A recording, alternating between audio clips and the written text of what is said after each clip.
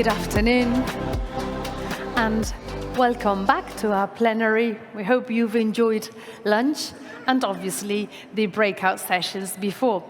As we've just heard, we're about to start this fireside chat. We're about to listen to another really interesting story of transformation. Our guests will discuss how we can strengthen the industrial base for the production of semiconductors in order to enhance the sovereignty, the digital sovereignty of the European Union. To discuss these topics, it's a pleasure to welcome on stage Kerstin Jorna, Director General for the Internal Market Industry, Entrepreneurship and SMEs of the European Commission. Welcome back, Director General, together with Peter Wenig, that you will introduce and chat with by the fireside. Thank you. Thank you very much. I hope you're not too tired after your excellent lunch, because this is going a chat where we want to fire you up. That's fireside chat. I'm very happy to be here with Peter Wenig, the President and CEO of ASML since 1999. And Peter, you are, and as you are, an inspiration, but also you stand for what a lot of founders actually aspire to, which is have an idea and a lot of passion, fund it, build it, and be a global and change the world. Yeah. And so what I'd like to ask you is, what can founders and policymakers learn from your journey over the last decade and longer to take away if they want to follow your steps? Yeah, might be a bit presumptuous to say, well, this is what people then need to do, but I can only share my experience and that why did the company become so successful? And I think it has to do with three things, and it's the core values of the company. It's challenge. For us, it means a complete and deep focus on technology and on innovation. A bit the idea of, unless it's unequivocally proven it cannot be done, it can be done. Mm-hmm. So it's that a complete and utter belief in that you can do things that seem impossible. Like we created EUV, which is a very significant technology for semiconductor industry, which people said simply irresponsible what you are doing. That's a challenge. And then the next part, how do you execute that, is through collaboration. And collaboration that's a big word because everybody uses it, but it's driven by the fact that you should not do yourself what other people do better. And you have to, when you do that, you need that partnership, so you have to leave things on the table. So it's not if you have the pie, you have to fairly share the risks and the rewards of what you're doing together. And you can only do that if you care. You have to care about your customers, you have to care about your people, you have to care about your suppliers and your partners. You have to care about society, you have to care about your shareholders, and it's about my task as a board member, as a CEO, to balance the interest of those 5 stakeholders. So challenge, collaborate, and care. And especially that collaboration, I think, is where we differ from our competitors. When we came to the market almost 40 years ago, there were 13 suppliers of this technology, 13. And they said, you guys are out of your mind. Why would you compete with the Japanese that have 85% of the market? And we actually, we are now 85 or 90% of the market, only through collaboration, yeah? Through finding out, we're a system architect, we're a system integrator. When you go into our factories, there are no milling machines. That's in the supply chain, it's with our partners. So we're looking for partners which are largely European. I always say we're not a Dutch company, we're a European company, where some of these suppliers are world-class at what they do. The best optical companies on the planet are German. It's Carl Zeiss. The best laser companies on the planet is Trumpf, it's German. So we have, and there are suppliers in Sweden, in Belgium, in France. They are world-class at what they do. And it's our task to bring them together to collaborate, but to leave something on the table. So it means it has to be a win-win. Yeah? And there we created the company. We're not vertically integrated. The Japanese were vertically integrated. And you cannot develop as fast and as innovative when you're vertically integrated, or you manage this ecosystem of hundreds of European suppliers. We're the system architect. We're the system integrator. And we hold all the parts, and we put it all together. Yeah? Would you say that that is part of the European DNA? I'm thinking of an anecdote. I was in a conference with a Chinese venture capitalist, and he said to the people, China is like the Colosseum. You go in and you fight for your life. Yeah. So is the European DNA, is that this collaboration work together? And is that what made you really stay in Europe? I think so. I absolutely think so. I mean, if you go to the US and you put a pie on the table and you look around the table, you always look who has the biggest knife, because they take the biggest part. Yeah? The same is true in China. And same is true in many countries in Asia. So we have this tendency that, yes, we are not number one. Yeah? We're not the US, we're not China, we're not Japan. So you need to find another way to be the best. And I think this is where, I think, at least in my experience, it's much better suited to develop something like that in Europe, but the conditions you need to create for that collaborations are also very clear. You have to go at the table and carry a very small knife. Yeah? And make sure that other people also get their fair part. Okay. I'd like to ask you 2 pieces of advice, Peter. My first piece of advice I'd like to ask to you is, how would you help founders to argue, founders today who want to follow in your steps, to argue to their investors that it makes sense to have their operations and develop their idea in Europe? Then first you need to realize what you want to do. What do you want to achieve? Yeah, and I think it is about looking for those ecosystems, those I would say those geographical hotspots where you find the competence. And Europe has massive levels of competence. But you need to look then at those areas where those competencies come together and they can create something that you need. So at first it's the definition of what you need. Now, for instance, if you would need something that requires optical competence, you go to ecosystems where that optical competence is obvious. It's not only because of the manufacturing is there, but it's also because the universities are there, the design companies are there. It's that ecosystem is there. So Europe has these pockets of competence. If you want to have fine mechanics, high precision mechanics, you go to the Brainport area in Eindhoven, yeah? Because that's where all these components are there. So that's what I would tell investors, that what do you want to do? Yeah? What do you want to develop? What's your product that you have in mind? And what are the functional competencies that make up that product? And then you look in Europe where those ecosystems are, because they're more inclined to work together, which goes back to the previous question. Yeah. That's what I would do. Yeah? Okay. And there are pockets of that competence that are unique. We have manufacturing competences in the European supply chain that are second to none. You cannot find that in the US. By far. I mean, not within a mile you can find it in the US. You can only find it in Europe. And you may find it in Japan, but that's about it. You won't find it in China, you won't find it in Korea. And we somehow don't seem to realize that we still have this. Yeah? We might not fully utilize it, but it's there. And we have to bring that together in these ecosystems where, like I said, this collaboration model is I think, one of our strengths. Yeah? So as a founder, I argue, obviously, my idea, but also the ecosystem I want to be part of, which is in Europe. My second piece of advice is, request is, what would you say to policymakers to actually accompany and strengthen these qualities that we have, looking back in the time you have been at the helm of ASML? Yeah, I think when you look at my advice to policymakers is, you really need to first think about those big societal challenges that are going to create most of the value. So I'll just take an example of where we are today. We're in the middle of the energy transition.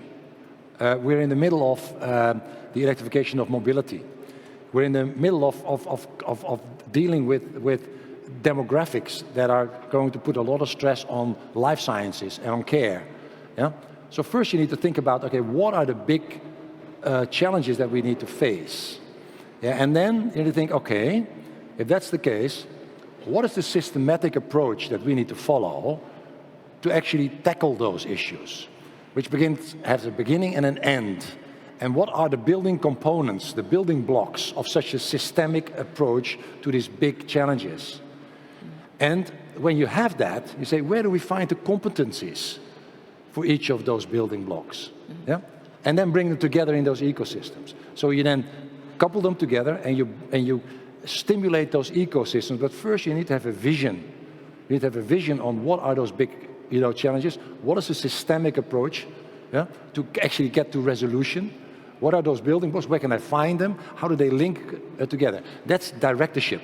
I think that's where policymakers need to take ownership of creating that vision, and then bring the parties together that can execute. And then you'll automatically come to those ecosystem areas where you find those competencies. Yeah? That's known. Yeah? That's almost the easy part. The most difficult part is to really get a systemic, strategic approach towards the big societal challenges. Is there anything that keeps you up at night?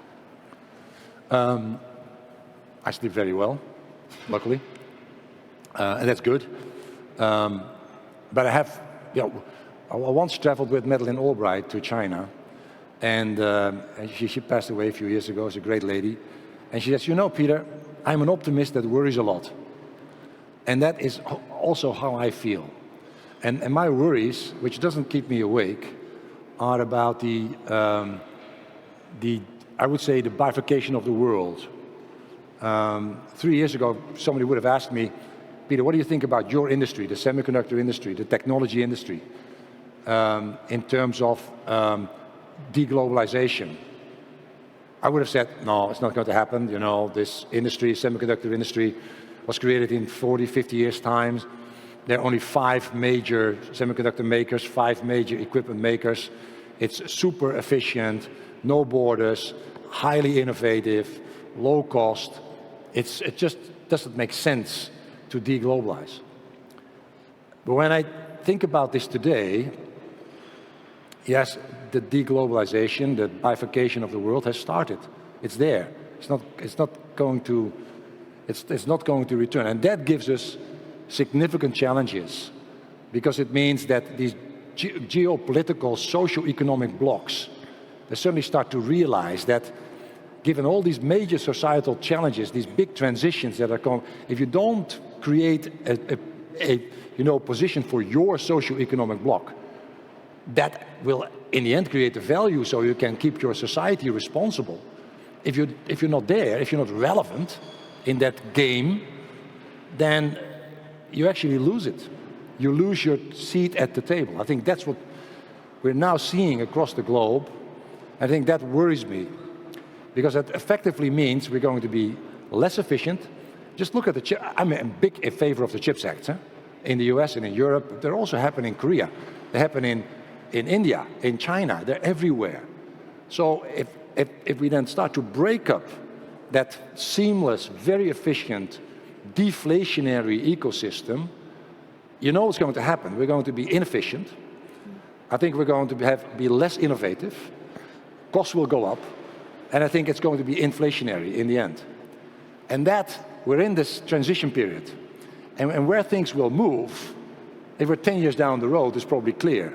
But we're now in this period where people are going to position themselves, and socio-economic blocks are going to position themselves. I see the positioning in China. I see the positioning in Korea. I see the positioning in the US very clearly. Talk about state aid. Yeah? I don't see it well enough in Europe. Yeah? We need to actually find our place in Europe and determine where we need to play in that value game that will happen, and that started. Because the world's bifurcating. We're deglobalizing. Well, I do think we'll have to find that game in the single market. This is our biggest asset, and it's different from China and Korea and the US, because it's not one government and one budget. But on the other hand, you know, it's the sum of 27 elections and a 28th Yeah. European Parliament election, which provides much more stability. I would argue, look at how we're looking at the US at the moment. It may change really dramatically, and so the long view that we have is very stable and a predictable investment environment. Of course, we're 27, we have several languages, but in the end, it creates a rich ecosystem. Yeah, well. but I do think, and it is critical, that policymakers and also political parties and political leaders across Europe need to realize that these things are happening. What I just explained is happening as we speak. And I have a financial background. I'm not an engineer, but working at a very high-tech engineering company for the last 25 years, I know one thing. Under the right pressure, everything becomes fluid. Yeah? So I think we need to, and it's a great example, the Ukraine invasion, the Ukraine war. Very quickly, we gathered together, the 27 states, and we had a vision. This is what we need to do. I think when some of these developments that we're currently seeing, if we don't act as Europe, we're going to miss the boat. Yeah. Trains will leave the station, yeah? And that will be very critical for the value generation of those big socio-economic blocks. You don't want that value all to go to China or to the US or to Korea. You want also Europe to take part of that. And we need to realize that. Political leaders need to realize that, need to step up. And yes, we have 27 capitals that we need to deal with, but the problems will be the same across Europe. Yeah? It's the alignment, really, that Correct. we have to achieve and use the single market to do that. To close off, I would like to ask you 3 couples of words, and I would like to ask you kind of off the cuff to say which is the one in the pair the most relevant. My first couple is US, China. Oh, they're both very relevant, so I'm not going to choose. But I think keeping our relationship with China, our trade relationship open, I think is absolutely critical. It is in my opinion, and of course I'm biased because semiconductor industry, China is an important player. The way to deal with China is to be there, because you know what's going on. Now you have to be there under the right conditions. Of course, level playing field, you need to open that discussion significantly, yeah? But you have to be there. You cannot exclude them. That would be bad, for the simple reason that they're big enough to, in the end, do things on their own, and they will develop their own standards. They will be competitors instead of, they will close their market, which actually makes your addressable market smaller. So that's extremely important. And the US is very relevant because, one, of course, they have the same, let's say, value systems. It's easier to deal with them to a certain extent. And there is a mutual interest. I mean, they have an interest in Europe also as a very strong ally. So we need to also stay close to the US, but we need to try to influence them to not break things up that are, essential. And this is why, which I'm a little bit positive, so I'm an optimist. The word decoupling from China is now disappearing. It's being replaced also in the US by de-risking, yeah? Which I think then you need to define risk, because if you define the risk too broadly, it's the same as decoupling. So, but you have to, that's where the challenge is, yeah? But I think we need both. And I'm not going to choose between either one of them, because they're both very important, not only for our industry, but I think they're very important for the global economy. Yeah? I mean, my point is what's more relevant from your point of view, but I understand this one, it was a difficult one. My second one is public money, private money. Good point, public money, private money. I think when you look at the innovation drive in the US and you look at the 10 largest and most valuable companies on the planet, then many of them are Americans, and they were not in that list 20 years ago. And they are in that list because the private money enabled them to grow and to flourish. Now, the public money, when I talk about public money, I don't only talk about the money available in governments, I also talk about the money available in the pension system. I think when we look forward, and you're a pension fund, and it's about value creation, because you need to pay the pensions of the people that are currently paying their premiums, but will get a pension in 20 or 30 years from now, you need to apply some of that money to create that value. So I think it is also something that we need to look at, and policymakers need to look at how we can use that pension money in Europe to apply that money to actually accelerate these innovations. Because one of the problems of Europe is that once we have a great company, yeah, and it's a startup with a great idea, you run into the problem of scaling up, yeah? And that's about money. And too often, all too often, the Americans, where the private money is available, pick up those European companies and they're gone. So we need to have that available money, which is available not only in the public space, but also in the semi-public space in the pension funds, to organize it in such a way that it becomes attractive to apply that money for European innovation. That's another example of de-risking. This is what we're trying with our InvestEU guarantee, to have smarter models here. My last couple is education, immigration. Well, let me say one thing. At ASML we employ 43,000 people, of which 23,000 people work in Eindhoven, the Netherlands. 40% of those 23,000 people are internationals, 125 nationalities. We would not be where we are today without those international immigrated labor. Yeah? We need those immigrants for the simple reason. Look at the demographics. The demographics in Europe, as in many developed countries, are not helping us. We need immigration. We need managed immigration, because we need those people to help us to grow our societies, because we need people to not only to work in industry, but also to take care in the care system. We will get older. Yeah? So there needs to be a balanced way of immigration. And having said that, also we need to focus on education. I mean, if you look at the needs in society and look at the big societal transitions, then it's obvious that we need more technical talent. It's also obvious that the focus on the education, science, technology, engineering, and math actually doesn't help. There are too little students, young people, that actually take up this great opportunity to work in technology and to help these transitions. Because no matter how you look at it, whether it's the energy transition, whether it's the digitalization, whether it's the electrification of mobility, it's all about technology. Yeah? That's where we need to focus on, and that's where we are not good enough. Now, where do we start? You start at the lowest level of education, at primary school.